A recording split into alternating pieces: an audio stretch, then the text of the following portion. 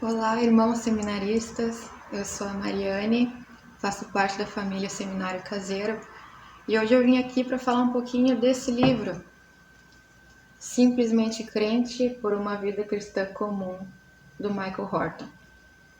Esse livro é muito pertinente nos dias que nós estamos vivendo, porque nossa cultura hoje nos chama a sermos brilhantes, a fazer coisas que sejam grandiosas e memoráveis, que coloquem o nosso nome na história. E nesse livro, então, o autor ele vai por um caminho inverso. Ele fala da beleza e da importância das pequenas coisas que são feitas no dia a dia com constância e o que foi construído a partir disso, falando no âmbito da igreja, né? Ele fala então do que a cultura tem feito em nós, o que ela tem causado e como isso tem refletido na igreja. Então o livro ele é um tanto extenso, relativamente extenso, ele tem um pouco mais de 300 páginas, ele está dividido em 11 capítulos. Na primeira parte, então, o autor ele vai problematizar essa parte das motivações. Ele questiona o que tem nos levado a buscar essa necessidade que nós temos de colocar o nosso nome acima e à frente de tudo que a gente faz. Que ele fala então que o reconhecimento é o nosso foco, né? É ter os holofotes em nós, na nossa personalidade e naquilo que nós podemos fazer. Então ele fala como isso é perigoso e como isso tem causado um problema na igreja, né? Porque o ser, o fazer e o servir para a glória de Deus e para o bem do próximo, para o bem comum da igreja, isso vai sendo então colocado em segundo plano. Ele fala que valorizar o que é corriqueiro não é comodismo e o comum não é o mesmo que medíocre. Foram os hábitos comuns, que hoje nós temos como comuns, e diários com constância, que foi o que causou o crescimento sustentável da igreja. Nós temos então que investir naquelas coisas que muitas vezes nós abrimos mão porque nós não vemos a partir delas um crescimento rápido. Ele destaca então a dificuldade que hoje existe dessa geração se manter fiel quando há essa necessidade constante de algo novo. Fazendo um contraponto, então, ele diz que há sim muitas vezes a necessidade de uma reforma, mas essa reforma ela é necessária e correta, é feita de uma forma correta quando é para se manter fiel às Escrituras. Essas reformas, então, devem ser feitas à luz da palavra de Deus. O crescimento sustentável da igreja, embasado nas Escrituras e tendo as motivações certas, ele requer um certo compromisso diário com tarefas comuns. Por tarefas comuns, a gente também não pode querer acreditar que isso não exige excelência da nossa parte. Tudo que nós fazemos para o reino, para a glória de Deus, deve requerer o melhor de nós. Excelência é considerar precioso o nosso chamado, seja ele qual for, porque foi o próprio Deus quem o fez. O autor, então, nos fala sobre a necessidade de amadurecimento. Ele nos lembra do que Paulo fala à igreja de Corinto, onde ele diz que essa inquietação é traço de uma fé que ainda não é madura e que ela conduz à superficialidade e a uma espiritualidade rasa e autocentrada. A pregação regular da palavra, a partir de toda a Escritura, o batismo, a Santa Ceia, o louvor, a oração, a vida em comunidade, a partir do que Cristo estipulou e ensinou na palavra, são vistas como coisas comuns demais. Há sempre essa necessidade de um grande mover, uma grande experiência que mexa com as nossas emoções e nos dá um senso de pertencimento, que ocupem um vazio causado pela nossa falta de entendimento do que realmente significa a palavra. O problema dessa fé imatura e fraca é que ela depende dessas experiências que despertem suas emoções para que ela se sustente. Só que isso não sustenta. Cada vez que termina essa sensação de completude, ela vai buscar coisas novas que a preencham de novo. É uma fé que não está baseada no firme fundamento das Escrituras. Há então essa busca frenética, pelo que chamam então de busca pelo avivamento, que é a crença de que existe algo novo, que Deus está fazendo algo novo, que nunca foi feito antes em nenhuma outra geração, que Deus tem preparado para nós e que depende de nós descobrirmos a fórmula certa para alcançarmos isso. Isso independe da vontade de Deus. O autor então lembra que pregadores do passado, como Jonathan Edwards e John Wesley, eles acreditavam que o avivamento era uma bênção extraordinária sobre os meios ordinários da graça de Deus. Horton então faz um questionamento. Será que o foco no avivamento e na novidade não contribui com a nossa insatisfação com as bênçãos ordinárias e os meios ordinários em que Deus trabalha? Isso acaba alimentando uma expectativa, sempre buscando algo novo ou a próxima grande coisa, que é como o autor chama. Ele pergunta então, não é suficiente que o próprio Cristo fale conosco cada vez que a palavra é pregada cada semana? Ou então ele questiona a nossa incapacidade de nos maravilhar com a obra do Espírito Santo, que traz à vida aquele que estava morto espiritualmente mediante a pregação dessa palavra.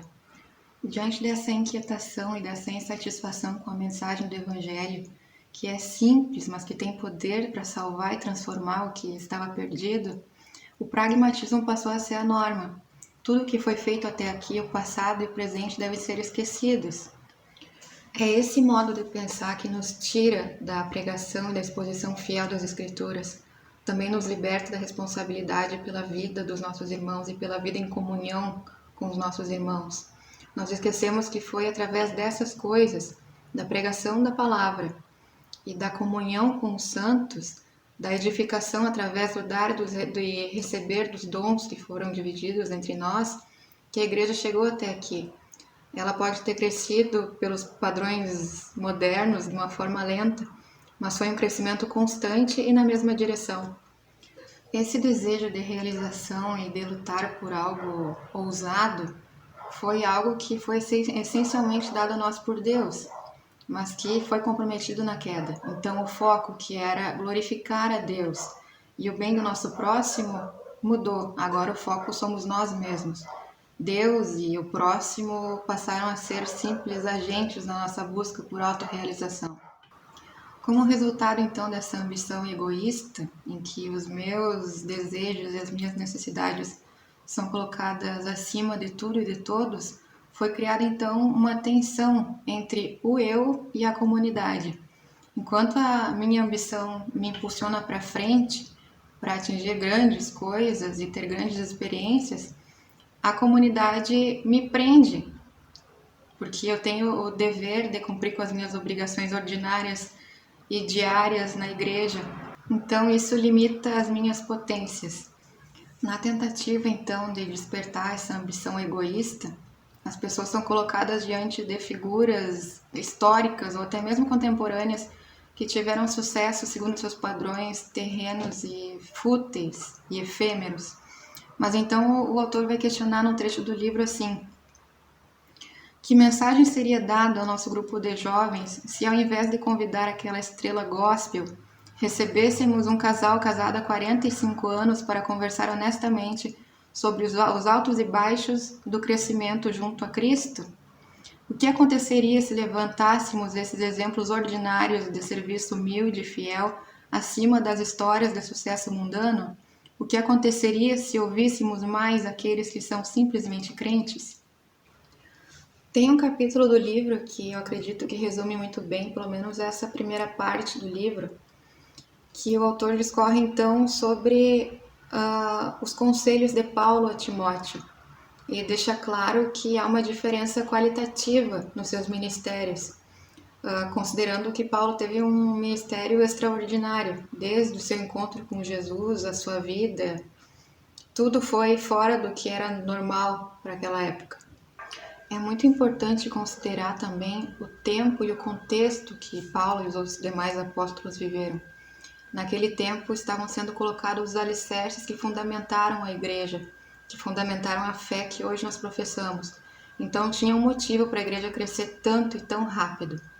Paulo então diz a Timóteo que ele deve simplesmente transmitir aos outros aquilo que recebeu, para guardar o depósito em vez de acrescentar a ele, e ensiná-lo a outros homens que continuarão a obra.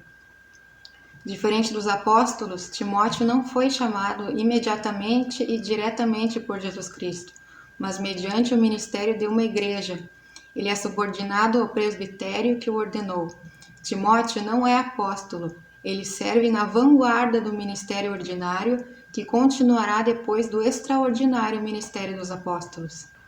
Horton também comenta que na sua instrução a Timóteo, Paulo expõe o contraste, enfatizando a necessidade de estar contente com os meios ordinários de graça que Deus proveu por intermédio da igreja, não se entregando a desejos insensatos, lascívia da juventude e ambição egoísta. Falando de gratidão, então, nós partimos para a segunda parte do livro.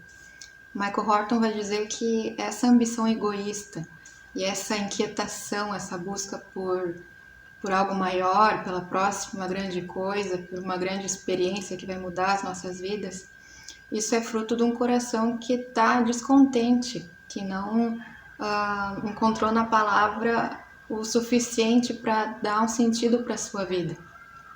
Então, quando as escrituras não são o suficiente para nós sempre vamos buscar por algo a mais, que geralmente está fora daquilo que Cristo nos ensinou e pregou através da sua vida. Horton salienta que todos nós devemos sim ser a favor do crescimento, tanto de número como o crescimento pessoal e da igreja. Ele diz que os desentendimentos surgem quanto ao significado desse crescimento e como ele se sustenta. Ele então faz uma crítica ao mero conservadorismo que valoriza mais a tradição do que as pessoas. Também critica aqueles que são a favor desse movimento de esquemas radicais que visam o crescimento a qualquer custo sem se importar com o que foi construído e sustentado através das gerações. Em outro momento, o autor nos diz que nós devemos abandonar o hábito de achar que o natural cancela a atividade divina. Prova disso é a oração do Pai Nosso. Quando nós oramos, o pão nosso de cada dia nos dá hoje, é bem pouco provável que Deus vá suprir as nossas necessidades diárias, como acontecia com o povo no deserto, em que ele mandava o maná todo dia para que o povo se alimentasse. Ao invés disso, esse processo do suprir das nossas necessidades vai acontecer através da vida do agricultor, do padeiro, dos vendedores. Se você bem lembra, apesar do povo viver o extraordinário de Deus todos os dias, eles constantemente estavam insatisfeitos e pecando contra Deus. Isso nos mostra que o problema está no nosso interior corrompido e não na maneira como Deus se manifesta. Sobre como o Espírito opera em nós e através de nós por meios ordinários, o autor vai dizer assim: pensem como o Pai nos une ao seu Filho por seu Espírito. E assim, a fé vem pela pregação e a pregação pela palavra de Cristo, como está escrito em Romanos 10 e 17. Um processo normal. Um pecador como nós é enviado por Deus a proclamar o perdão dos pecados e em nome de Cristo as pessoas creem e são salvas por isso. Ele ainda segue. Deus escolhe estar presente em bênção salvadora onde Ele prometeu, nos meios de cada dia, que são disponíveis a todos. Se Deus operar em e por meio do corriqueiro, talvez devamos repensar o modo como o confinamos aos espetáculos, quer pela ostentação, pela performance, pela novidade, quer pela cruzada de cura divina. O fato de que Deus usa meios ordinários e até físicos para produzir resultados extraordinários não diminui a honra de Deus. Nós precisamos entender que até mesmo os nossos chamados mais comuns no mundo não são nossos, são obra de Deus para suprir a sua igreja e também a nós mesmos. Nós precisamos ter em mente que é no serviço diário e quase sempre ordinário, nesse processo de dar e receber através dos dons e da função que cada um exerce no corpo de Cristo, do qual Ele é a cabeça, que a igreja é edificada. Infelizmente, para muitos de nós, não é o que nós ouvimos e recebemos através de Cristo, mas quem nós somos e o que nós fazemos que nos dá um senso de identidade e propósito. Muitas vezes isso está ligado à nossa necessidade de autorrealização e de reconhecimento, ou até mesmo a necessidade de vivermos uma experiência resultante de um apelo emocional, que nos fez sentir bem por alguns instantes. Isso invariavelmente vai resultar numa fé fraca e inconstante. Um outro ponto importante é que, além do contentamento usado como arma contra essa inquietação e essa expectativa de viver sempre algo novo ou ter uma experiência radical, é nós termos em mente que nós não vamos fazer dos reinos dessa era o reino de Cristo. Esse reino celestial só vai ser plenamente estabelecido e vivido por nós quando Cristo voltar. É claro que isso não é um chamado à passividade. Nós devemos sim ser ativos aqui nesse mundo, mas a partir de convicções bíblicas, firmadas naquilo que nós cremos. É a partir disso, então, que Deus vai agir no tempo certo e da forma como Ele sabe que pode gerar frutos. O autor salienta que se a glória de Deus e seu prazer e o bem do próximo são nosso alvo, então nós agiremos e influenciaremos, envolveremos a cultura da forma que Deus nos chamou a fazer. Para finalizar, então, eu vou ler um trecho do livro que eu acredito que resume bem toda a mensagem que ele traz. Ele nos ajuda a ajustar o nosso foco para o que realmente importa. Diz assim: a fidelidade diária ao chamado, a Deus e ao próximo a quem Ele nos chamou a servir é o que enriquece a vida. É importante entender que, estando assimilada a fé à prática da minha igreja, eu não perco a minha identidade. Pelo contrário, eu a encontro em Cristo juntamente com o seu corpo. O anseio pela próxima grande coisa esteve muitas vezes ligado a uma visão de salvação centrada em uma experiência de conversão radical e uma visão da vida cristã marcada por esses momentos radicais. Então ele traz uma questão que nos faz refletir. E quem pode negar o caráter radical do novo nascimento que torna os espiritualmente mortos vivos em Cristo? Então é isso, irmãos. Eu espero que esse breve comentário do livro possa abençoar a sua vida de alguma forma. Eu recomendo fortemente que você, se tiver oportunidade, leia esse livro na íntegra. Eu resumi de forma bem superficial o que ele trata com muitos detalhes e com muita riqueza, de forma muito profunda. Então, para você ter conhecimento do que realmente o autor quis dizer, leia o livro. Eu também convido você a se inscrever no canal, a se envolver com o Seminário Caseiro e acompanhar o material que é postado aqui semanalmente.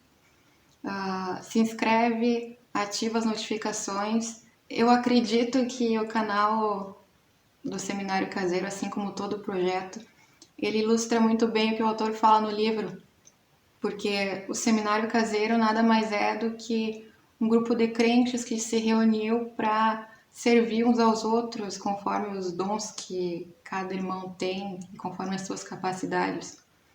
Então, faça parte desse grupo e também seja abençoado.